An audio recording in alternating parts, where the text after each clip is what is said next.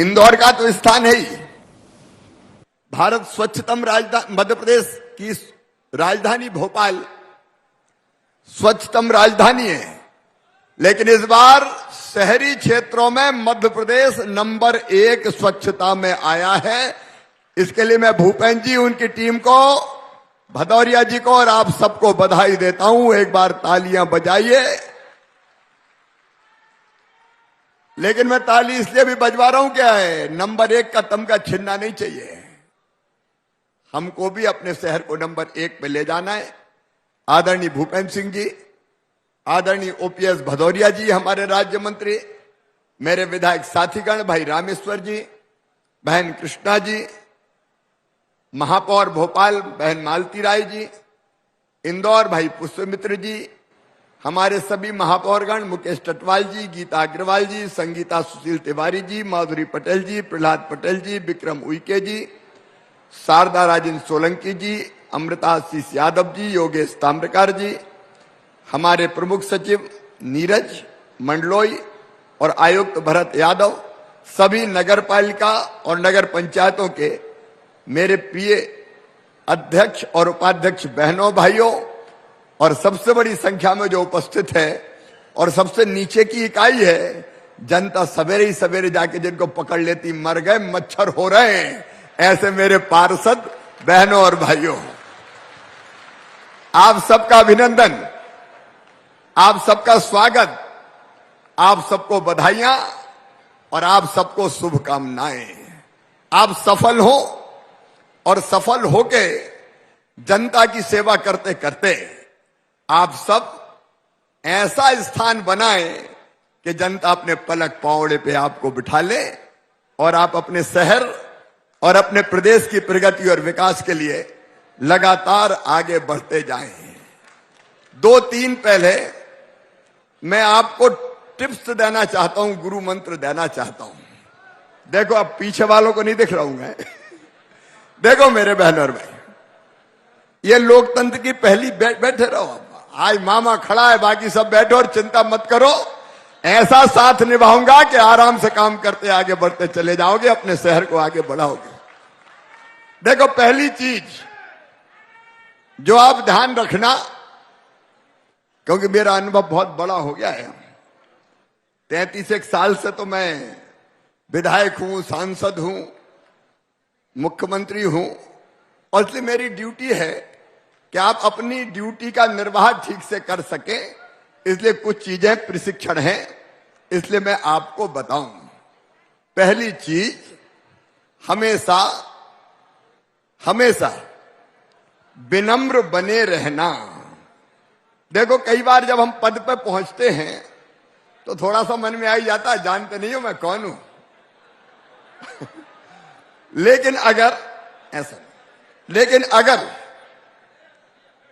हम में ये अहंकार आया तो आप ये मानिए कि जनता की नजरों से उतरना हम शुरू हो जाते हैं। देखो, जनता बहुत बारीकी से देखती है, हर चीज बारीकी से देखती है। पहले कैसे बोलता था, अब कैसे बोलता है, पहले कैसे मिलता था, अब कैसे मिलता है, और वो सामने तो कुछ नहीं कहेंगे। अगर व्यवहार में परिवर्तन दिखा तो धीरे धीरे वो दिल में रखते रहेंगे, और बाद में जब कोई निर्णायक टाइम आएगा तो एक साथ निकाल देते हैं वो।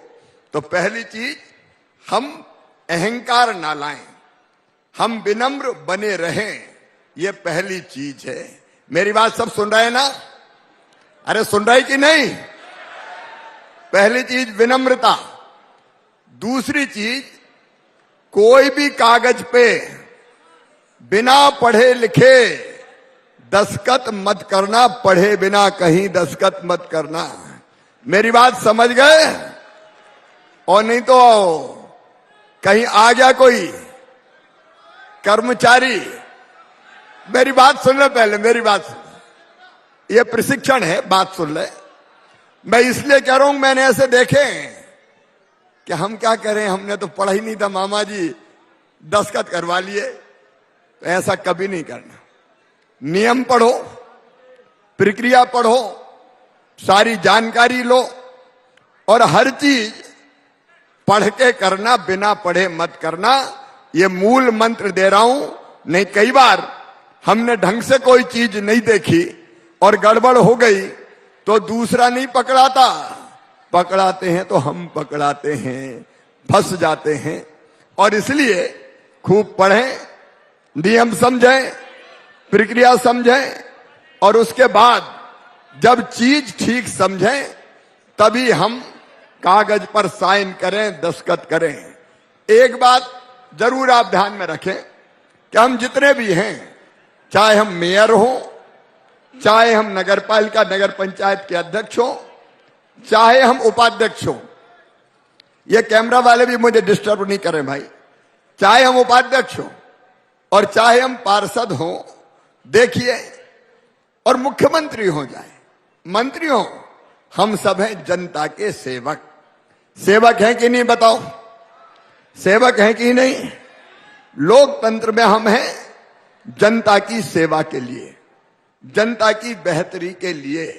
और इसलिए एक मंत्र, एक श्लोक मैं आज आपको सुनाना चाहता हूं। गीता में जो भगवान श्री कृष्ण ने अर्जुन को कहा था, अच्छा कार्यकर्ता कौन, तो उन्होंने एक श्लोक कहा था, मुक्त संगो अनहमवादी धृति उत्साह समन्विता सिद्धि असिद्धियों निर्विकारा कर्ता सात्विक उच्चते। मुक्त संगों का मतलब जीतने के बाद हम कुछ लोगों के नहीं हैं। अगर पार्षद हैं तो पूरे वार्ड के पार्षद हैं, अगर अध्यक्ष हैं तो पूरे शहर के अध्यक्ष हैं, उपाध्यक्ष हैं तो पूरे शहर के उपाध्यक्ष हैं। और नहीं तो जब वार्ड में गए और कोई ने कहा कि भैया हमारे काम कर देना, अरे आ गए, वोट दिया था, उसके साथ खड़े थे, चलो जाओ, नहीं करते। अब जीतने के बाद देखो, हमको ध्यान रखना है तो सबका रखना है। याद रखना, तुलसीदास जी ने बड़े सरल शब्दों में कहा था, पर हित सरिस धर्म नहीं भाई, पर पीड़ासम नहीं अधमाई। दूसरों का भला करने से बड़ा कोई धर्म नहीं है और दूसरों का बुरा करने से बड़ा पाप कोई नहीं है। सही बात है कि नहीं?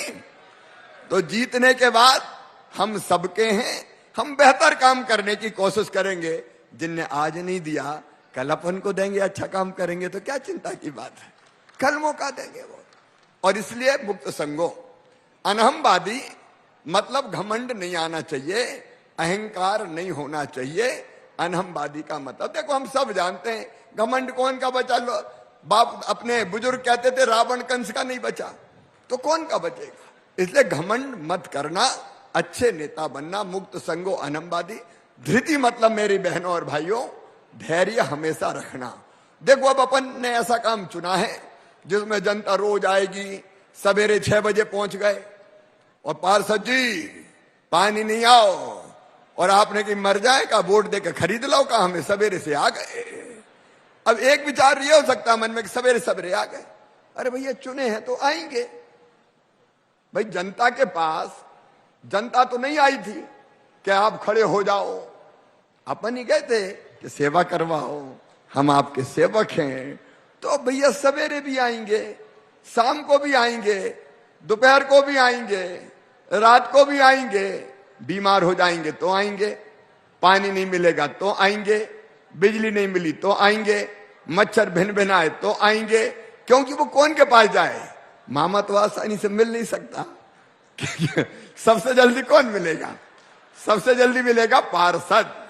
सवेरे सवेरे पहुंच जाएंगे। और इसलिए मैं कह रहा हूं कि मेयर और अध्यक्ष से भी बड़ी जवाबदारी कोई की है तो पार्षद की है, वो बड़ी जवाबदारी है। और मुझे ये कहने में भी कोई दिक्कत नहीं है कि मैं भूपेन जी या भदौरिया जी या पूरी टीम भी अच्छा काम कर पाएंगे तो आपके कारण ही कर पाएंगे, आपके कारण, क्योंकि आप सबसे नीचे घूमते हो। लेकिन ऐसे में धैर्य नहीं खोना। कोई गुस्सा हो गया, हो जाते हैं ना कई बार, आ गए अभी तक कहां थे, मरे जा रहे हैं, तो अपन भी गुस्सा हो गए, खरीद लिया क्या तुमने? अरे भैया अपन सेवक हैं तो धैर्य नहीं खोना। अच्छा कई बार दिक्कत होती है, अब जैसे सड़क में गड्ढा हो गए, बरसात बहुत है, पैसा आ नहीं रहे, दिक्कत होती है। हालांकि सड़क के गड्ढों के लिए आज पैसे का इंतजाम करूंगा मैं, क्योंकि हर जगह परेशानी होती है। सबसे कठिन होती है मोहल्ले की सड़कें, तो आज हम कुछ इंतजाम करने वाले हैं। लेकिन सब चीज नहीं हो पाती कई बार, क्योंकि व्यवस्था करना पड़ता है, इंतजाम करना पड़ता है। तो ऐसे में भी हमने कोशिश की और सफल नहीं हुए, तो मन कई बार व्यथित हो जाता है, दुखी हो जाता है, कहां फंस गए यार। लेकिन ऐसे में धैर्य नहीं खोलना, धैर्य नहीं खोना, रास्ता निकालने की कोशिश करना।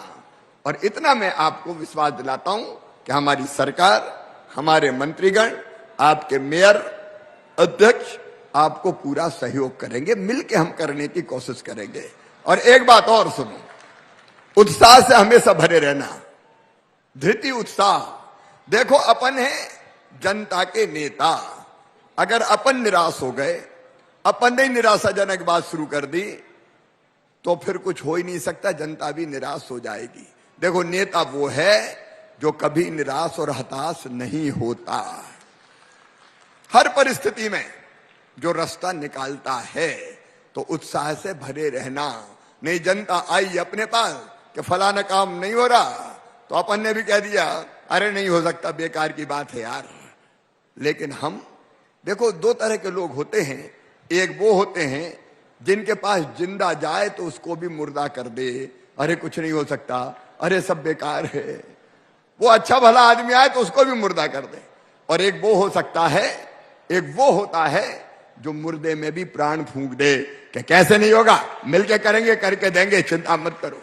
उत्साह से भरे रहें। तो ये भगवान कृष्ण ने कहा है, वो मंत्र मैं दे रहा हूं।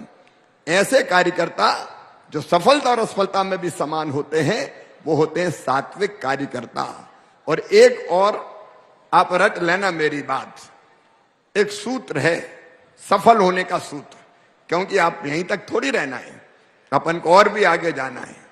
एक सूत्र जो मैं बचपन से ध्यान में रखता हूं, पांव में चक्कर, मुंह में शक्कर, सीने में आग और माथे पे बर्फ।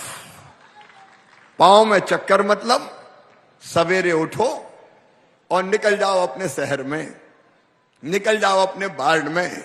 कई बार चाय भी दूसरे के घर ही पियो, सवेरे सवेरे अपने घर चाय पीने की भी जरूरत नहीं है।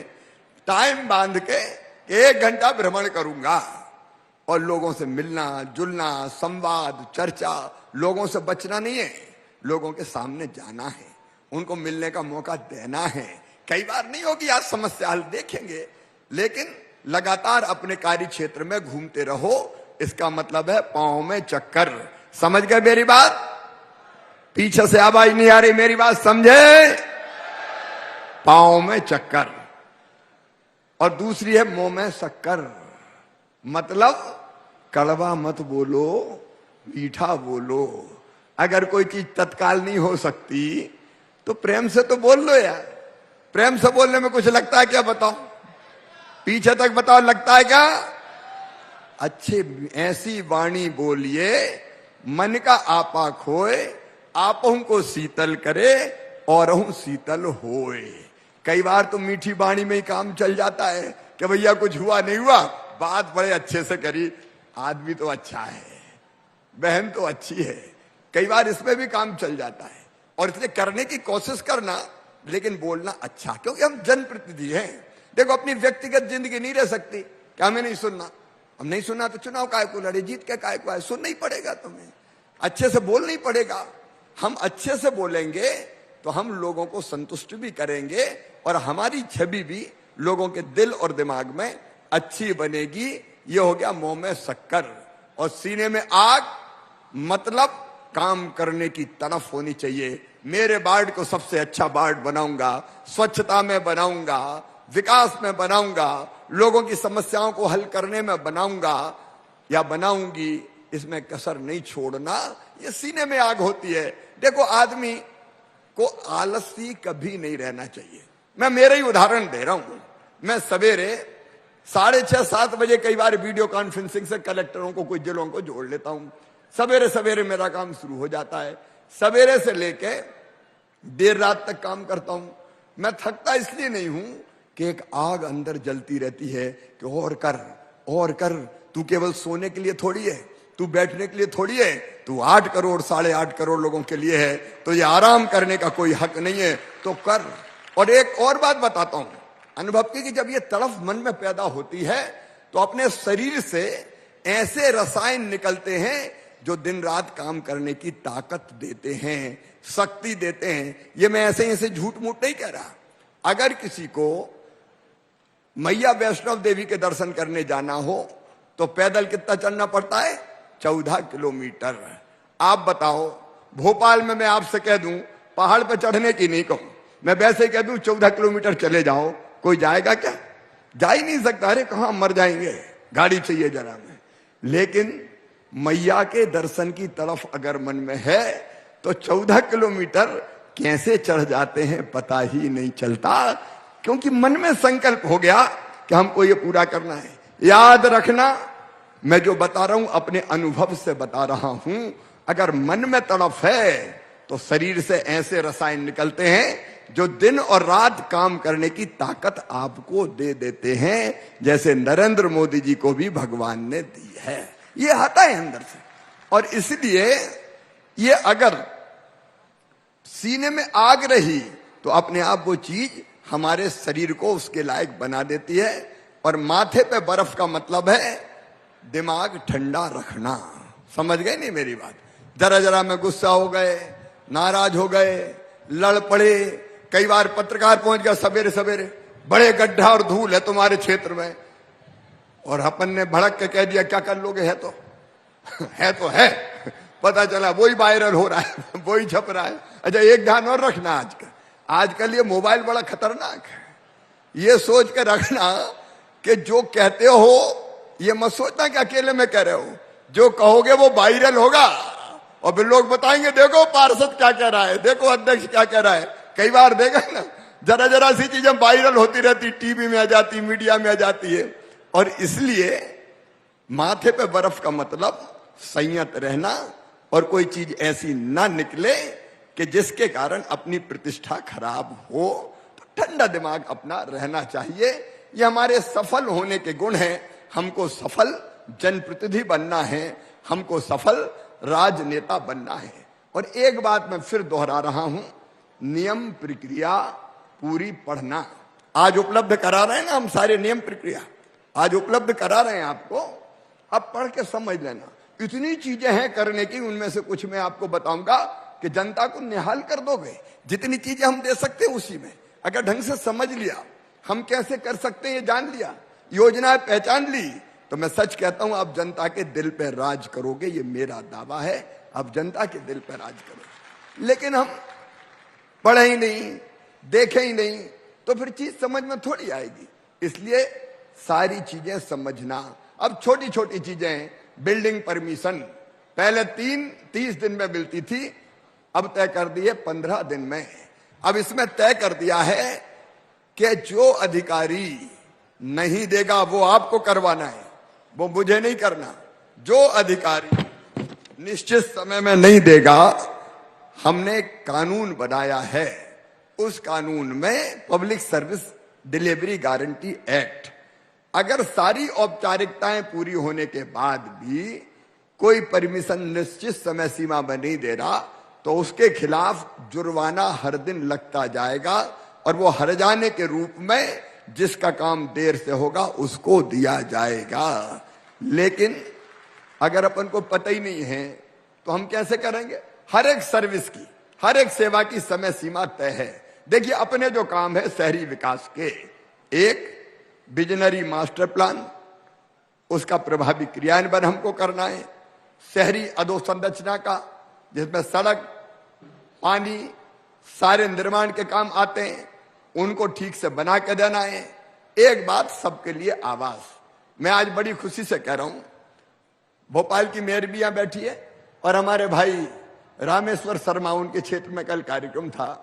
मैं कल बहुत गदगद और प्रसन्न था, बहुत गदगद और प्रसन्न था, इसलिए कि हमने मध्य प्रदेश में माफियाओं पे कार्रवाई की।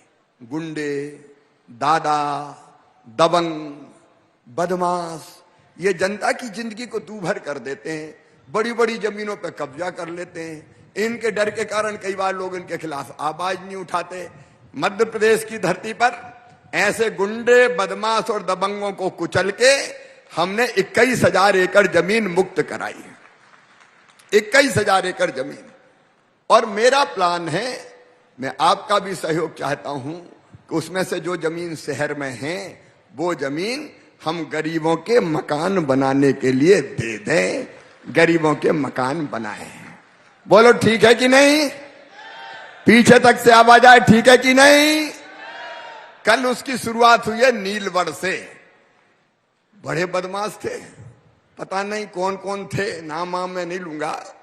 उन तो जमीन मुक्त कराई। कुछ लोग बचाने भी आए तो हम कहें इनको तो नहीं छोड़ेंगे हम। जो जनता की 40 एकड़ जमीन दबा रखी, बताओ भोपाल में, बताओ भैया, ऐसा होने देना चाहिए क्या? छुड़ा ली, जेल भेज दिया, और कल गरीबों के मकान बनाने के लिए भूमि पूजन कर दिया कि आप गरीबों के मकान बने। हर शहर में जहां ऐसी जमीनें हैं वहां गरीबों के मकान बनेंगे। देखो, पहली चीज, कम से कम रहने की जगह तो हो रे गरीब को। धन्नू पन्ना कल्लू लल्ला मन्ना जुम्मन कहां जाएगा बताओ? झुग्गी झोपड़ियों में, बदतर स्थिति में, कितनी खराब स्थिति में कई जगह पड़े रहते हैं। तो अपना संकल्प है जिसमें आपका मुझे साथ चाहिए, सबको आवास, और उसकी पहली चीज है सबको जमीन। तो जिनके पास कुछ है ही नहीं, एक तो अर्बन डेवलपमेंट के प्लान में भूपेंद्र जी भदौरिया जी बैठे, गरीबों की जगह अधिकारी बैठे होना ही चाहिए। कहां जाएंगे गरीब बताओ? कहां जाएंगे? आए, कामकाज करने आए, गिट्टी तोड़ने आए, पत्थर ढोने आए, गारा बनाने आए, घर बार छोड़ के आए, पेट की आग बुझाने के लिए आए, और हम उनको तिरस्कार की नजर से देखें, कहां जाएंगे मेरे बहनों और भाइयों? मैं दिल से आज आपसे कह रहा हूं, आप उनके लिए मददगार बन सकते हो।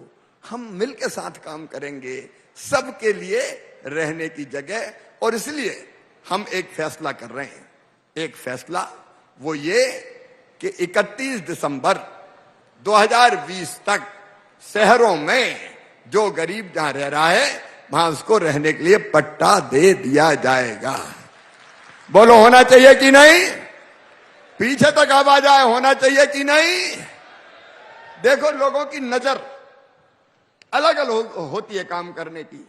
कुछ लोग होते हैं जो सोचते हैं अरे गंदगी बढ़ी है। मैं गंदगी की बात नहीं कर रहा, हटाओ इनको, ले जाओ बाहर। कहां जाएंगे भैया वो?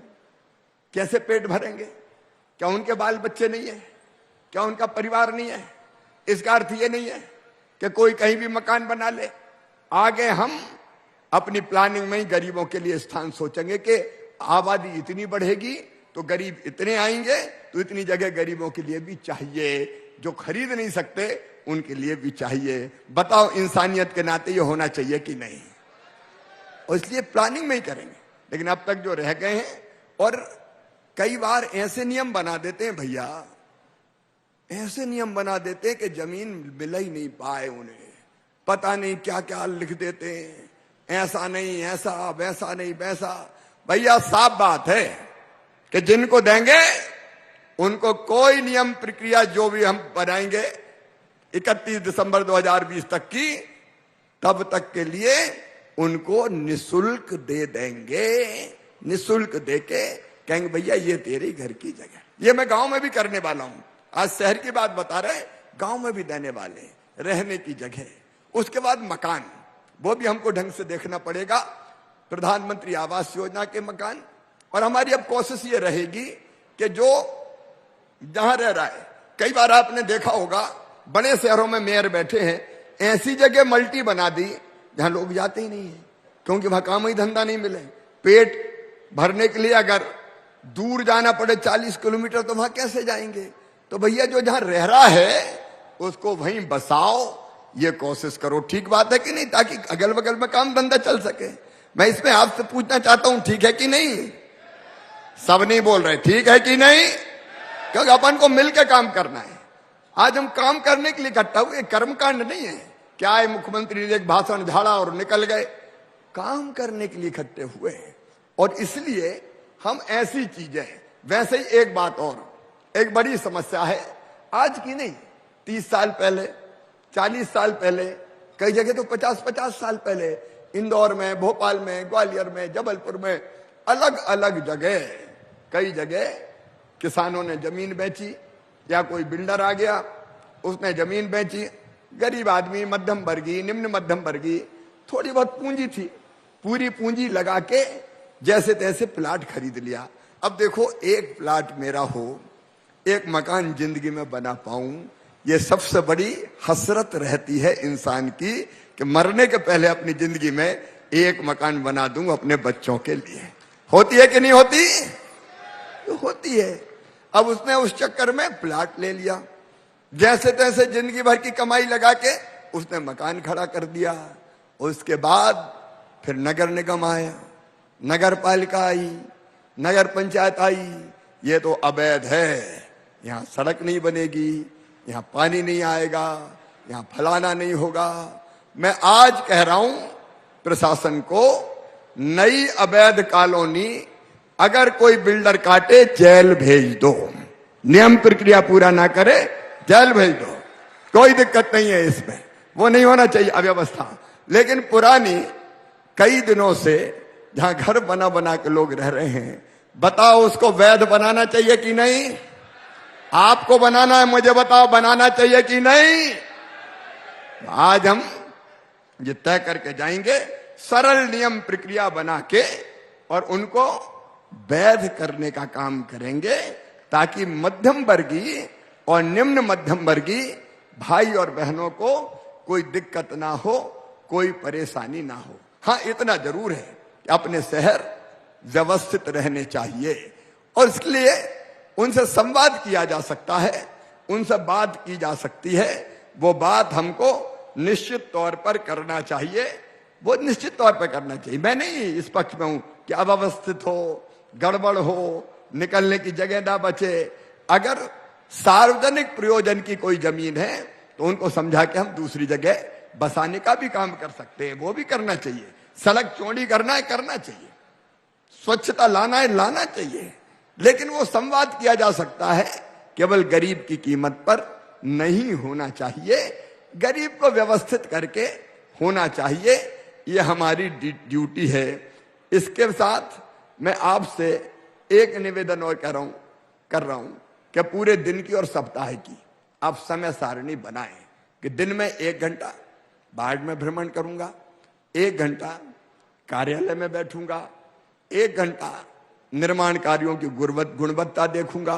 देखो, अब निर्माण के काम इतने हो रहे हैं, अलग अलग जगह पेयजल के हो रहे हैं, सीवेज के हो रहे हैं, सड़कों के हो रहे हैं। आप मुझे बताओ, अगर ये काम गुणवत्ता पूर्ण नहीं हुए तो अपन अपने शहर को ठीक कर पाएंगे क्या? नहीं कर पाएंगे। कई बार गुणवत्ता का ध्यान, अब कई जगह सीवेज का सिस्टम या पीने का पानी सड़क खोद दी और पता चला कि बाद में ढंग से भरी नहीं, जबकि उसको रीस्टोर करने की व्यवस्था है। तो ये काम कौन देखेंगे? ये निर्माण के काम भी आप ही देखेंगे, ताकि हमारे जो निर्माण के काम है वो गुणवत्ता पूर्ण हो। देखो, अपना काम एक स्वच्छता जैसे विषय, सवेरे सवेरे निकल गए, वो देखा, स्वच्छता में मध्य प्रदेश को नंबर 1 बनाना ही है, और आपके शहर को भी नंबर 1 आए, इसके लिए कोशिश करना है सबको। भाई, ये हो सकता है, जब इंदौर कर सकता है तो बाकी शहर क्यों नहीं कर सकते? अपना दूसरा काम है, जो निर्माण के काम हो रहे हैं उनकी गुणवत्ता ठीक रहे। देखो, एक बार स्वीकृत जो काम हो गया, पीने का पानी, तो 35 साल तो चलनी चाहिए व्यवस्था। सीवेज के सिस्टम बन रहा है तो कम से कम 50 साल तो चलना चाहिए व्यवस्था। इसलिए आपकी ड्यूटी है, आप निर्माण के काम की गुणवत्ता देखें। और एक काम में मैं आपसे निवेदन कर रहा हूं, एक काम में समझौता मत करना। हो सकता है किसी को अच्छी बात ना लगे मेरी, लेकिन फिर भी बताना मेरा फर्ज है। और वो बात यह है कि अपने वार्ड में निर्माण के काम का ठेका नियमानुसार खुद तो नहीं ले सकते, लेकिन अपने आदमी को दिला दिए, और अपना आदमी, बाकी तो नियम प्रक्रिया होती है, लेकिन मन में आ गया कि तुम्हें जिता दिया, अब तुम इतना ही नहीं कर सकते, ठेका दिलाओ हमें। अब अपन उस चक्कर में कहीं पड़ गए भैया, और कोई को मिल गया और उसने अच्छा काम नहीं किया, तो या तो उसके खिलाफ कार्रवाई होगी या काम खराब होगा। बताओ होगा कि नहीं होगा? बोलो यार। देखो मैं एक उदाहरण बताऊं आपको। एक जगह, मैं तो उदाहरण ही बता रहा हूं, भारतीय जनता पार्टी के, चूंकि मैं पार्टी का कार्यकर्ता हूं, ये यहां मैं पार्टी की बात नहीं कर रहे, उदाहरण बता रहा हूं मैं। एक जगह पार्टी को वोट कम मिले, तो मैंने पता किया गहराई में कि बात क्या है। तो पता चला कि एक ठेकेदार जो संबंधित है पार्टी से, उसने एक सड़क बनाई। उस सड़क में गड्ढे बहुत हो गए, आने जाने में जनता को बहुत दिक्कत थी। तो जैसे ही गड्ढा दिखते थे तो वो ठेकेदार दिखता था, और वो ठेकेदार दिखता था तो पार्टी भी संग दिखती थी। तो लोग उनका, यार गड़बड़ इसने की है तो अपन भी गड़बड़ कर दो। ये मैं बहुत व्यवहारिक बात, बेलाग होकर बात बता रहा हूं। और इसलिए कभी भी हम अपने यहां कोई ऐसा कर दे कि जो गड़बड़ करे तो बोल भी ना पाए, तो इस चक्कर में मुझे लगता हमें नहीं पड़ना चाहिए, क्योंकि हमें तो डंडा हाथ में रखना है ना। गड़बड़ हुई तो ठीक कर देंगे, और नहीं तो अपन नहीं सोचा कि अब क्या करें यार, अब वही तो चुनाव जिताता, चलो चलने दो। बताओ ऐसा होना चाहिए क्या? पीछे तक बताओ होना चाहिए क्या? ये सावधानी की चीजें हैं। देखो हम ढंग से काम, हाँ कोई अच्छा काम करता है मुझे बिल्कुल आपत्ति नहीं, जुड़ा हुआ भी कोई हो और अच्छा काम करता है, कॉन्ट्रैक्टर है, होना चाहिए। लेकिन काम की गुणवत्ता में कोई भी समझौता नहीं होना चाहिए अधोसंरचना के मामले में। हमारे दूसरी चीज है, जो दूसरा बड़ा काम है, वो समय सीमा पे लोगों को सुविधाएं मिल जाए। बिल्डिंग परमिशन, नल का कनेक्शन। मैं आज कहना चाहूंगा विभाग को, कौन सी सुविधा कितने दिन में दी जा सकती, कैसे दी जा सकती है, उसकी पूरी जानकारी, और भूपेंद्र जी पूरे पेपर्स हमारे हर पार्षद के पास हो और हमारे हर अध्यक्ष और उपाध्यक्ष के पास हो, ताकि पूरी जानकारी उनको हो। तो जनता आएगी। परेशान हो रहा है इतने दिन से, परमिशन ही नहीं मिल रही, परमिशन काहे नहीं मिल रही? तो पता चला कोई धीरे से भेंट पूजा मांग रहा है। ये जो भेंट पूजा वाले हैं, इनको मैं छोड़ूंगा नहीं किसी भी कीमत पर। जगह जगह देख रहे हो, जहां गड़बड़ होती है वहां एक्शन लेते हैं। लेकिन ये सब ऐसे नहीं होते, अच्छे बहुत हैं, लेकिन जो गड़बड़ करते हैं उनके खिलाफ कार्रवाई एकमात्र उपाय है। तो आपकी जानकारी ये सब होगी तो कौन सी चीज कितने दिन में मिलना चाहिए, हम लोगों की मदद कर सकेंगे। तो दूसरी हमारी बड़ी चीज है, सुविधाओं का लाभ हम लोगों को समय सीमा पर दिलाएं। ये हमारी ड्यूटी है, क्योंकि हम चुन के आए हैं, इसलिए दूसरा काम हमको ये करना है। तीसरा जो हमारा काम है मेरे प्रिय बहनों और भाइयों, जिसमें मैं आपका सहयोग चाहता हूं, मैं भाषण नहीं दे रहा, मेरे दिल में जो बात आ रही है, मैं अंदर से, अंतरात्मा से जो निकल रहा है, वो आपके बीच में रख रहा हूं। देखो अलग अलग योजनाएं हैं। भूपेंद्र जी अभी बता रहे थे पीएम स्वनिधि योजना, स्ट्रीट वेंडर की योजना। देखो आप अपने क्षेत्र में कितना कर सकते हो। अगर कोई हाथ ठेला वाला है, कोई छोटा मोटा व्यवसाय करने वाला है, पान की गुमटी वाला है, चाय की दुकान वाला है, जमीन पर रख के फल सब्जी बेचने वाला है, तो इनके लिए व्यवस्था है। 10,000 रुपया बिना ब्याज के मिलेंगे, साल भर में वो 10,000 का। अपन जानते हैं अभी क्या होता है, अगर किसी सब्जी वाले को पैसे की जरूरत पड़ी और 5,000 रुपया लिए उसने, तो कितने % ब्याज पे लेता है? आदमी कहता है कितने पे लेता है? 5-10%, कई जगह तो 100 रुपया लिया तो महीने भर में 125 दे जा। ये होता है कि नहीं होता? तो ये 25% हो जाता है। अब जितना कमाए वो ब्याज में ही कमा दे, और इसलिए 10,000 रुपया तक बिना ब्याज का लोन, ये स्ट्रीट वेंडर की अपनी योजना है। पूरे 10,000 वापस कर दिए, अगले साल 20,000, 20,000 वापस कर दिए तो 50,000। अगर आप धीरे धीरे अपने क्षेत्र में ऐसे जितने लोग हों उनको दिलवाएं, उनकी मदद करें, तो उनकी मदद होगी और आपका आधार बढ़ेगा। ऐसी एक नहीं, अनेकों योजनाएं हैं। उन योजनाओं को आप ढंग से पढ़ना। शहरों में अब आजीविका मिशन बन गया है। मैं विशेषकर बहनों से कहना चाहता हूं, मेरी प्रिय बहनों, आजीविका मिशन बना है शहरों में, जो गरीब बहनों की काम धंधे के लिए है। उनको लोन दे रहे हैं, ब्याज की सब्सिडी दे रहे हैं, हर महीने उनके खाते में मैं पैसा डालता हूं।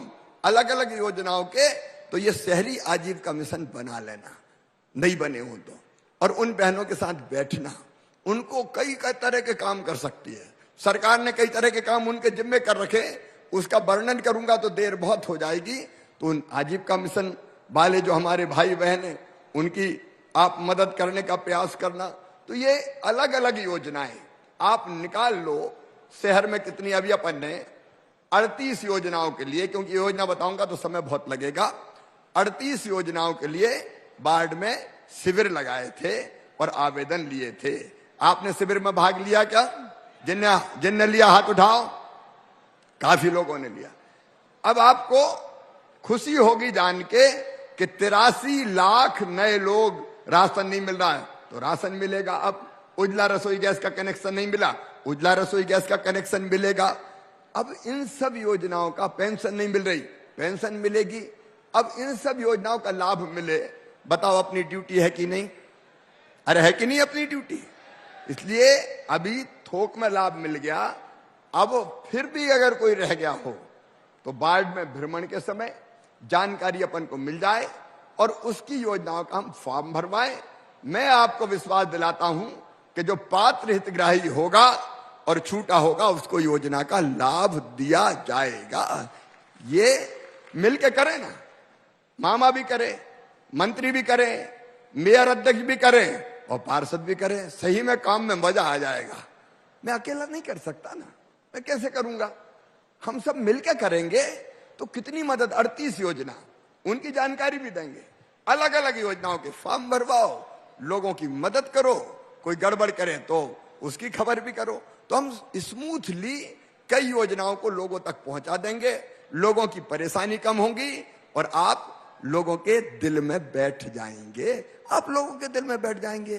क्यों नहीं कराना चाहिए जब हम अधिकार संपन्न हैं? मैं भी करना चाहता हूं, आप भी करना चाहते हैं, तो आओ मिलके करें ना अपन। आप मेरे हाथ पांव और आंख कान बन जाओ मेरे बहनों और भाइयों। आज मैं ये कहने भी आया हूं कि मिलके इन सब चीजों को हम करेंगे तो इन योजनाओं का बेहतर क्रियान्वयन हम कर पाएंगे। 2-3 चीजें और, बाकी विस्तार में नहीं जाऊंगा, कुछ आपके बारे में भी मुझे बोलना है। एक, स्वच्छता में नंबर 1 आना ही चाहिए हमको, ये हमारी पहचान। और आपको पता नहीं कितने रोग कम हो जाते हैं जो स्वच्छ शहर है, वहां बीमारियां कम हो जाती है।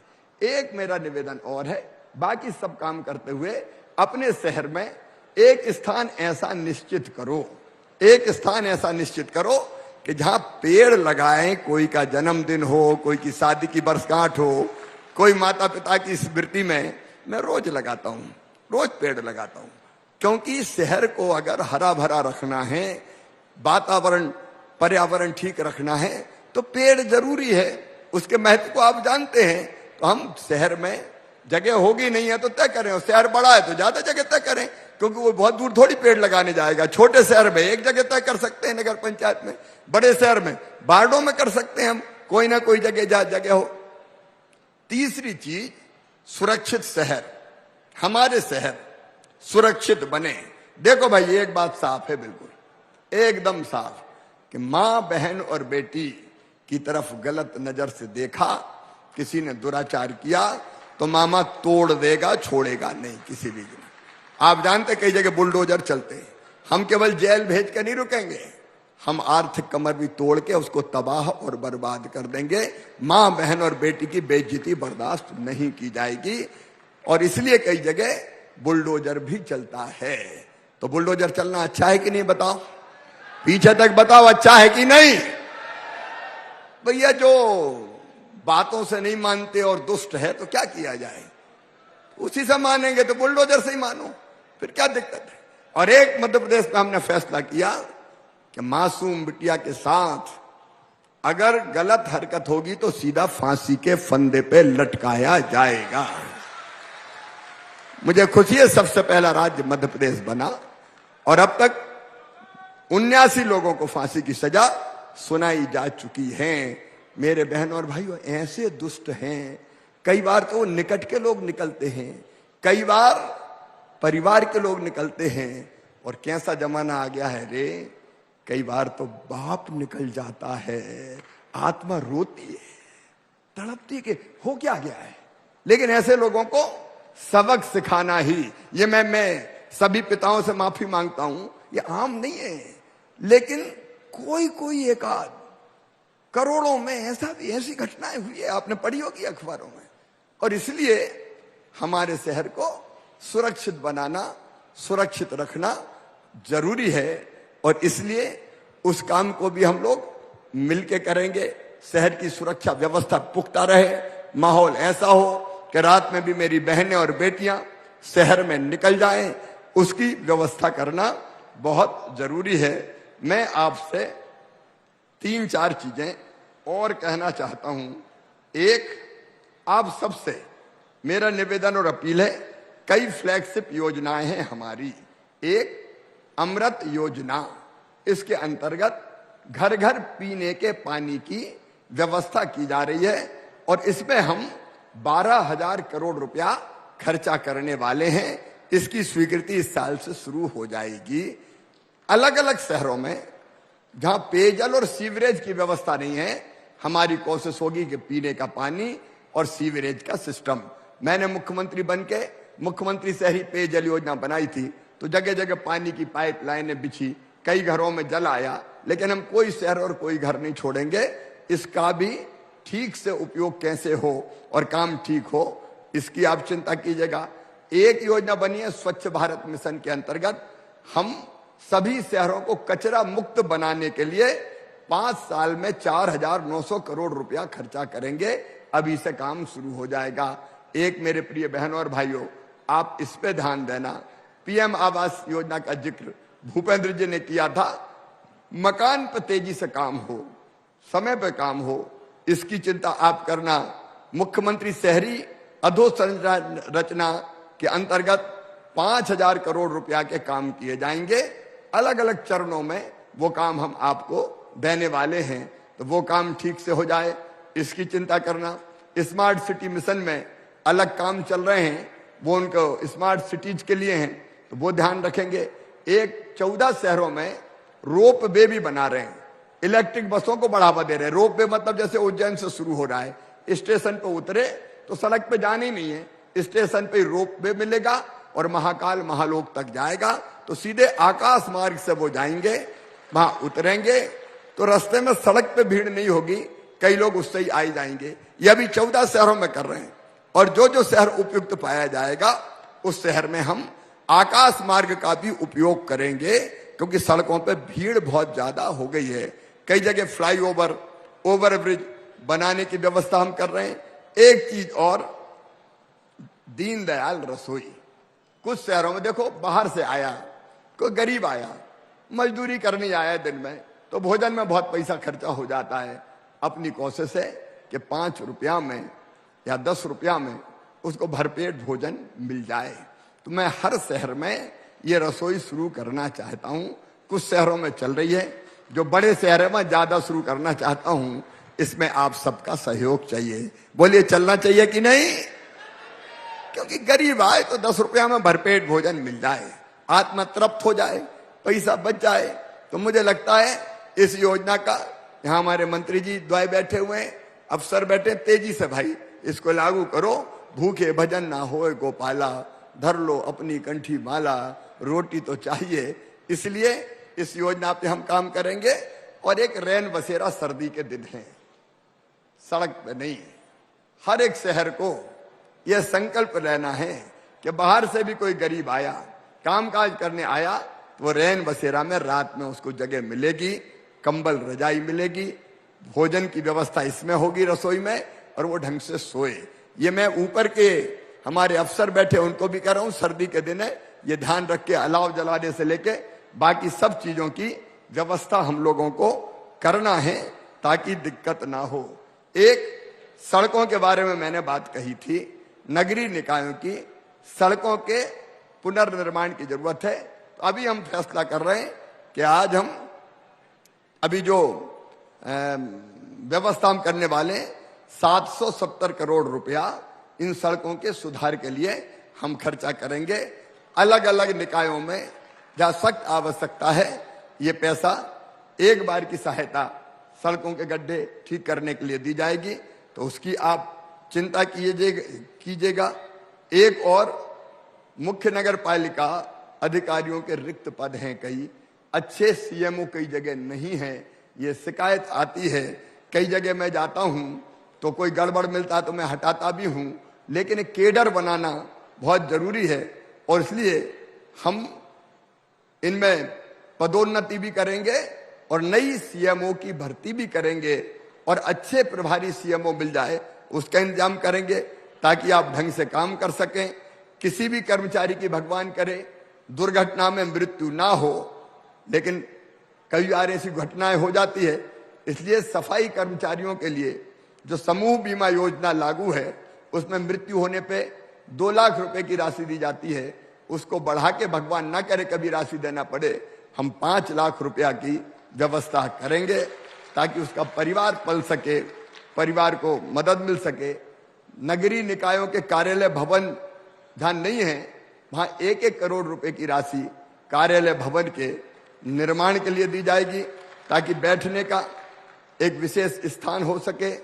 नवगठित जो नगरीय निकाय हैं उनमें 80-80 लाख रुपया तत्काल प्रारंभिक कामों के लिए हम देंगे ताकि वहां कुछ काम तत्काल प्रारंभ हो सके।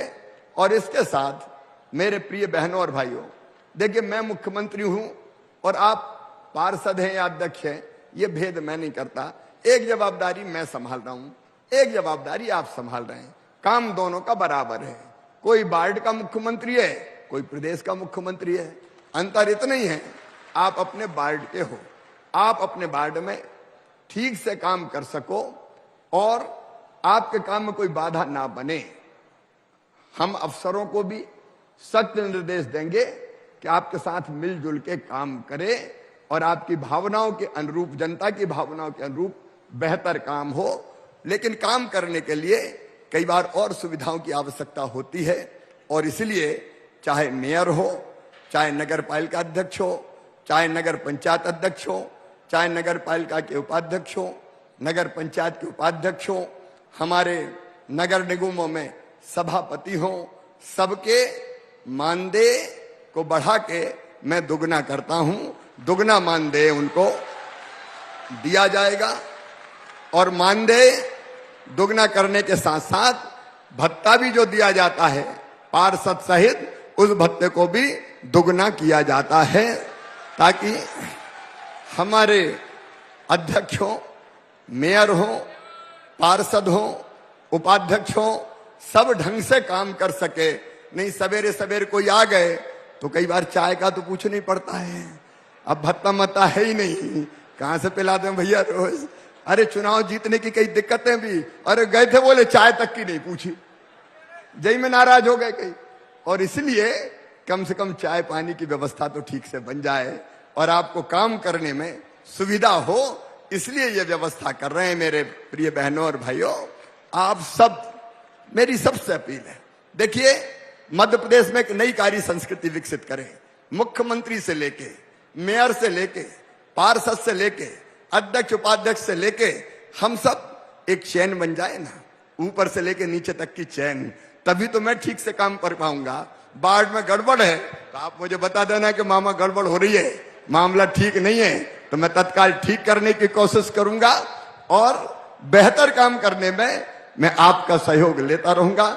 मेरे प्रिय बहनों और भाइयों, आज दिल से हमने आपको यहां बुलाया, कर्मकांड नहीं, ताकि मैं और आप मिलके एक साथ हो जाएं, एकजुट हो जाएं, अपने शहरों को बेहतर से बेहतर बनाएं, अपने प्रदेश को बेहतर से बेहतर बनाएं, अपना नाम भी आगे बढ़े कि इनने कितना अच्छा काम किया, और अपने शहर को भी आगे बढ़ाएं, अपने प्रदेश को भी आगे बढ़ाएं।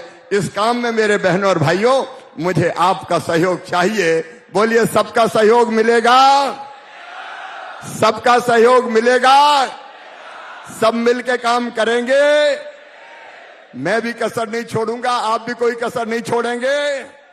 तो आइए आज मैं फूलों की वर्षा करके आपका अभिनंदन करता हूं।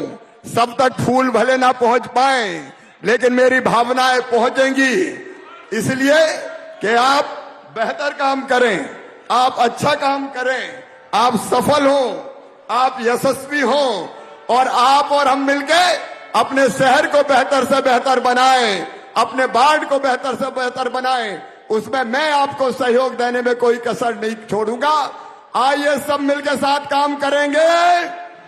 तो आइए आज संकल्प लें और प्रदेश की जनता को दिखा दें कि मुख्यमंत्री, मेयर, पार्षद, अध्यक्ष, उपाध्यक्ष सब मिलकर एक है। हम सब मिलकर काम करेंगे अपने शहरों के लिए, अपनी जनता की सेवा में कोई कसर नहीं छोड़ेंगे, योजनाओं का लाभ दिलाएंगे। और इसके लिए मेरे साथ दोनों हाथ ऊपर उठाइए, दाएं बाएं सब जगह दोनों हाथ ऊपर उठाइए, दोनों मुट्ठी बांधिए और बोलिए भारत माता की, भारत माता की, भारत माता की। मैं आपके कागज भी लूंगा और आप पे फूलों की वर्षा भी करूंगा। बहुत बहुत धन्यवाद माननीय मुख्यमंत्री जी। जैसा कि माननीय मुख्यमंत्री जी ने अभी अभी घोषणा की है कि वे आपकी तरफ से जो भी सुझाव मिल रहे हैं उन्हें पूरे सम्मान के साथ ग्रहण करेंगे। आपके ऊपर फूलों की वर्षा करते हुए, आपका भोपाल में स्वागत करते हुए, सम्मान करते हुए माननीय मुख्यमंत्री जी अब मंच की ओर अग्रसर होंगे, जहां स्वच्छता सर्वेक्षण में उत्कृष्ट प्रदर्शन करने वाले नगरीय निकायों तथा राजस्व वसूली में उल्लेखनीय कार्य करने वाले निकायों के प्रतिनिधियों को माननीय मुख्यमंत्री जी अपने करकमलों से पुरस्कृत करेंगे। निवेदन मैं आपसे कर रहा हूं कि हर एक के कागज मेरे हाथ में ना आए तो आप चिंता मत करना। ये जो पेटी हमने रखी है, ये सब भूपेंद्र सिंह जी, ओपीएस भदौरिया जी और मैं मिलके देखेंगे, आप चिंता मत करना। जितने संभव है मैं लूंगा। धन्यवाद। माननीय मुख्यमंत्री जी, आप सभी का स्वागत, अभिनंदन पुष्प वर्षा से करने के बाद अब मंच की ओर बढ़ रहे हैं। मंच पर आने के बाद अब माननीय मुख्यमंत्री जी पहले राजस्व वसूली में उल्लेखनीय कार्य करने वाले निकायों के प्रतिनिधियों को पुरस्कृत करेंगे। उसके बाद स्वच्छता सर्वेक्षण 2022 में उत्कृष्ट प्रदर्शन करने वाले नगरीय निकायों के प्रतिनिधियों एवं प्रशासकों को माननीय मुख्यमंत्री जी अपने करकमलों से पुरस्कृत करेंगे। उद्देश्य यही है कि जो अन्य नगरीय निकाय हैं वे प्रोत्साहित हों, उन्हें प्रेरणा मिले और हम मध्य प्रदेश को एक स्वच्छ प्रदेश के तौर पर, एक बीमारियों से मुक्त प्रदेश के तौर पर, एक अच्छे डेस्टिनेशन के तौर पर, रहने के एक अच्छे स्थान के तौर पर प्रस्तुत कर पाएं, उसे मेंटेन करते रहें, उसके साथ आगे बढ़ें और संपूर्ण दुनिया से लोग मध्य प्रदेश सिर्फ इसलिए आना चाहें क्योंकि यहाँ की नागरिक सुविधाएं, साफ सफाई, हाइजीन दुनिया में सर्वश्रेष्ठ है। हमने अपने प्रयासों से ये बात निश्चित तौर पर स्थापित कर दी है कि हम पूरे देश में इस समय स्वच्छता सर्वेक्षण के प्रमाणों में सर्वश्रेष्ठ प्रदर्शन कर रहे हैं। अब इसे और अधिक प्रखर बनाना और अभिव्यक्त करना हमें आगे बढ़ाने की आवश्यकता है। इसके लिए माननीय मुख्यमंत्री जी अब अपने करकमलों से स्वच्छ सर्वेक्षण 2022 में उत्कृष्ट प्रदर्शन करने वाले निकायों के जनप्रतिनिधियों और प्रशासकों तथा राजस्व वसूली में उल्लेखनीय कार्य करने वाले निकायों के प्रतिनिधियों और प्रशासकों को पुरस्कृत करने जा रहे हैं। आप सभी का अभिनंदन, आप सभी का स्वागत माननीय मुख्यमंत्री जी पुष्प वर्षा के साथ कर रहे हैं। निजी तौर पर आपको आपके अभिवादन का मुस्कुराते हुए जवाब दे रहे हैं और मंच की ओर अग्रसर हो रहे हैं।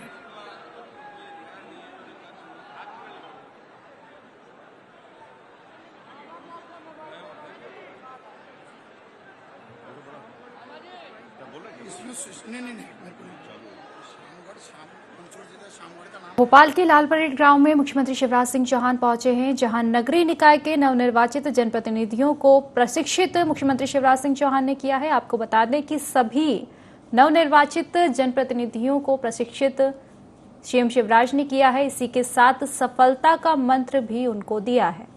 तो इस दौरान मुख्यमंत्री शिवराज सिंह चौहान ने कई अहम और बड़ी बातें भी बोली है। उन्होंने बोला है कि एक लक्ष्य निर्धारित करें, इसी के साथ ही ऊर्जा हमेशा अपने पास रखें। विभिन्न मुद्दों को लेकर जानकारी भी मुख्यमंत्री शिवराज सिंह चौहान ने दी है। विभिन्न योजनाओं की जानकारी नवनिर्वाचित जनप्रतिनिधियों को मुख्यमंत्री शिवराज सिंह चौहान ने दी है। तो भोपाल के लाल परेड ग्राउंड में नगरीय निकाय के नवनिर्वाचित जनप्रतिनिधियों का प्रशिक्षण सत्र जो है आयोजित किया गया है, जिसमें मुख्यमंत्री शिवराज सिंह चौहान ने जनप्रतिनिधियों को प्रशिक्षित किया है, सफलता का मंत्र उनको बताया है। इसी के साथ अपनी जीवनचर्या के बारे में भी उन्होंने जानकारी दी है। तो सभी नवनिर्वाचित नगरीय निकाय के नवनिर्वाचित जनप्रतिनिधि आज भोपाल के लाल परेड ग्राउंड में पहुंचे हैं। नगरीय निकाय के नवनिर्वाचित जनप्रतिनिधियों का प्रशिक्षण सत्र आज भोपाल के लाल परेड ग्राउंड में आयोजित किया गया है और इसी को लेकर मुख्यमंत्री शिवराज सिंह चौहान लाल परेड ग्राउंड पहुंचे हैं, जहां सभी नवनिर्वाचित जनप्रतिनिधियों को उन्होंने प्रशिक्षित किया है। और इसी के साथ बता दें कि सफलता का मंत्र उन्होंने नवनिर्वाचित जनप्रतिनिधियों को दिया है, कई योजनाओं से रूबरू भी उनको करवाया है। इसी के साथ मुख्यमंत्री शिवराज सिंह चौहान ने कहा है कि 14 शहरों में रोप वे बनाए जाएंगे।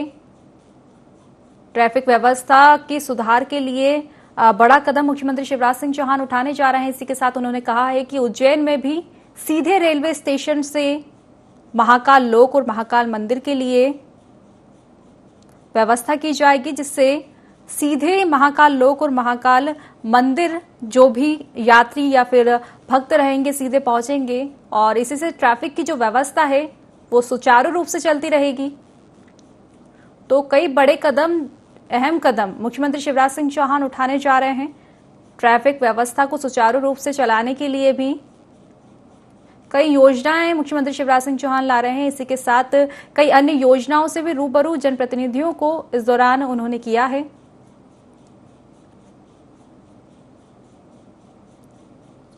भोपाल के लाल परेड ग्राउंड में प्रशिक्षण सत्र कार्यक्रम जो है आयोजित किया गया है।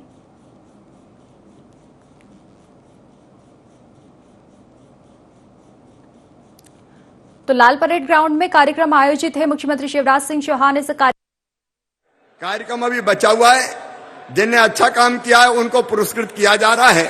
राजस्व वृद्धि के लिए और स्वच्छता के लिए हम सब उनका अभिनंदन करेंगे और अगले साल हम पुरस्कार लें, ऐसी कोशिश करेंगे।